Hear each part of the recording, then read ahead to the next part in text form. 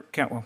Thank you, Mr. Chairman, and I thank my colleagues for moving and being dedicated to this bill. Obviously, had a chance to work in the last Congress with our colleague from North Dakota on this and was very disappointed that even though we moved it out of the United States Senate, there was a roadblock in the House of Representatives. So hopefully this roadblock won't exist anymore. But I just think today about who might have been saved if, in fact, we would have moved sooner on this, and that is why it's imperative that we move now. I have strong support for Savanna's Act.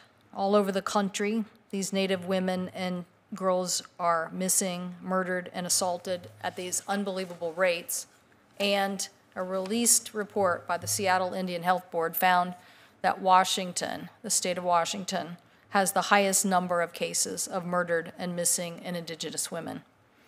It also found that two of my state's largest cities, Seattle and Tacoma, are in the top 10 nationwide cities with the highest numbers of cases. In fact, Seattle ranks #1. So I want to see this legislation passed. I want us to get it to the House of Representatives this year, and I want to see the House of Representatives take action on it this year. There's no reason that the House of Representatives didn't take action on it in the past Congress. So we know that what is missing here is the framework that Savanna's Act will give us. And while I also want to pass the Violence Against Women Act, I also don't want Savanna's Act held hostage to getting that legislation done. We need to give Indian country more specificity today in the framework with working with local law enforcement to get that done. And we will fight. I believe the Congress has missed the point by not having the Violence Against Women Act on the floor this year. There are lots to do in the United States Senate, and everything that's expiring, in my opinion, should have action on it, including that.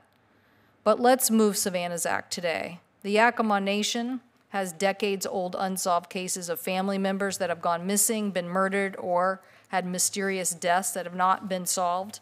This, too, is unacceptable. This epidemic is unacceptable. And we can't ignore the families and friends who've been left without answers.